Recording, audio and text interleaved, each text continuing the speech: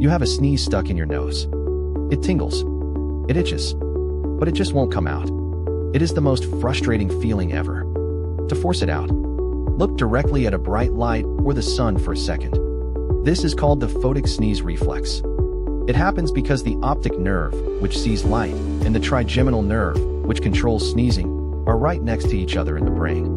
The intense signal from the bright light leaks over to the sneezing nerve, tricking your brain into triggering the explosion. Not everyone has this gene, but if you do, it is the ultimate relief hack.